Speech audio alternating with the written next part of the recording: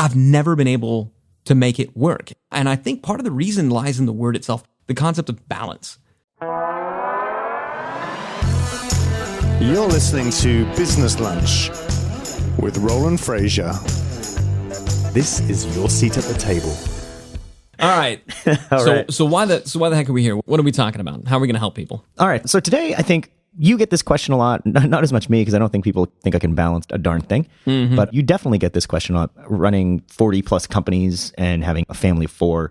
And like, really, they have this belief that there is this almost unicorn concept of balance, healthy balance, perfect balance. Right. So I really kind of want to talk about that today, because I think you have a really cool understanding of that and practice of that as well, and have some good things that you could share about this kind of concept of balance. Just to be clear, I don't actually run 40 different companies. We've got, good, talented people running stuff, but it is busy. I mean, in this world, if you're an adult, you generally live 2 lives. You have a work life and you have your personal life, and then we're all told that we need to have this work-life balance. And I can tell you, this is something that I've worked on for literally years. I mean, I've got 4 kids, and I started really actively thinking about this and studying this when my wife got pregnant with kid number 1. So for over a decade, and I've never been able to make it work. And I think part of the reason lies in the word itself, the concept of balance.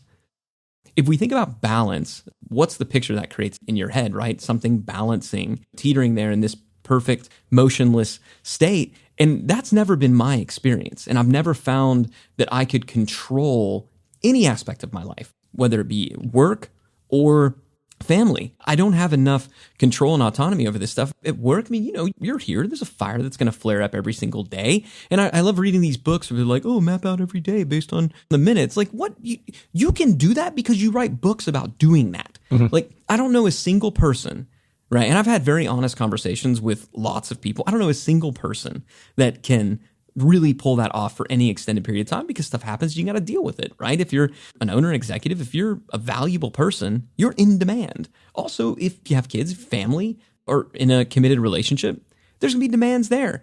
My oldest daughter, for almost a year, woke up at least 3 or 4 days out of the week screaming and crying because she kept having this recurring nightmare about the Cookie Monster. Right? Now, how do you plan for that, right? That's not covered in some book. So my feeling on balance is really you can't. And so what I've done is I've more adopted a mindset of prioritize and accept that some balls are going to get dropped. Be okay with that. And I don't know, maybe I'm not the most Zen-like person in the world, but I think being okay with the fact that it's not all going to get done, because if you are a valuable human being, there will always be more demand for your time than you have time to give. So I think that's kind of the first big thing. Mm-hmm. It really starts with prioritization and the simultaneous acceptance that you can't get it all done. If you merely prioritize, then you're one of these poor people that has this to-do list that it grows fast so you can check stuff off. And that's a recipe for insanity as well. One thing that you said there that I think would be interesting to kind of expand on, if you're prioritizing something or wanting to balance something out, you're doing that for your own sanity at some point. But then a lot of the reason people try to have work-life balances or professional balances and those types of things is not just for their sanity, but it's coming down to the perception from other people.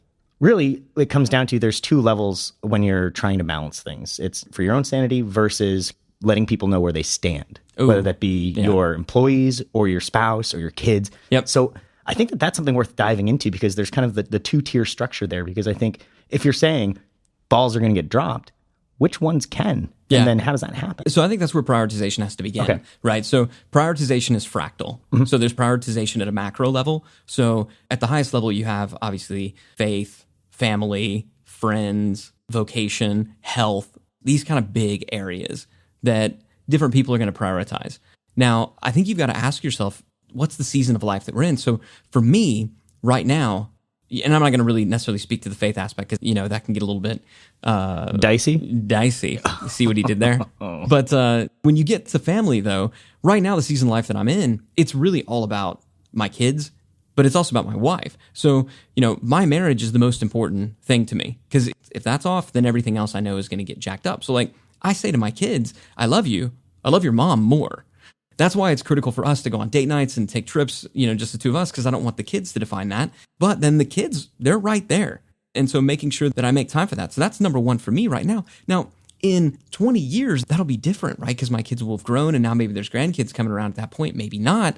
But for this season, that family, that's priority, number one. And then you have work. I mean, we're doing a lot of building here, not just a digital marketer, but a lot of our other companies. Now, there may come a time where there's some exits and I'm no longer as needed. Maybe I shift from an active role to more of a board position, and that can shift into a third or fourth position. But for right now, yeah, that's second. And so then when you get into friends, I tell my friends all the time, love you, mean it. I'll see you in 10 years. My best friend in the world, been best friend since third grade. We barely see each other and we live in the same neighborhood, but we both understand and have that conversation. It's not that I don't care about you. In this season of life, it's going to be really, really, really hard. So you have to carve out time, but it's not going to be like it was when we were college roommates kind of thing. So I think getting clear on that and being okay with it. The first 6 months of this year were super, unbelievably, astoundingly hectic, more hectic than they've ever been with work. So what suffered? My health. I didn't go to the gym. I didn't work out. I didn't take time for that because I couldn't do that and be in there in the mornings with my kids. So that's where, as long as you're intentional about it, I think that's the big thing. If you're intentional about it and it's your call, then you don't have as much guilt. I mean, maybe you still feel guilty, but you're like, that's just freaking reality. I can't do it. So I think from a macro perspective, you've got to decide what's the season that you're in. And if you're single, no kids, then you don't need to prioritize and spend as much time with family. And you got to call mom every now and then kind of thing, right? Yeah, she reminds me on Facebook. Exactly. I'll tell you, if you're young, if you're in your 20s and you're not married, you don't have kids. I got married at 23 and had a kid at 25. So, we were really, really, really young when we went through this. But if you're in your 20s and that's not your reality, gosh, you can use this as an opportunity to really double down on work and to use it as massive growth and massive learning, because it's going to get harder. So I think that's kind of the first area where it has to begin. Prioritizing at that macro level. And then what does that look like, right? Because you could say, oh, you're a priority. But people show priorities and they show commitments, something we talk about here at Digital Marketer in two ways, right? Your wallet and your calendar. So I literally sit down with my wife twice a year, at the end of the year and then again in the middle of the year. And I say, block them out. Block out when you want us to go on trips and when you want to go on family vacations. So block them out. So I can say that my family gets first dibs because they do over my calendar. And when that's blocked out, that's blocked out. I'm going to be gone then.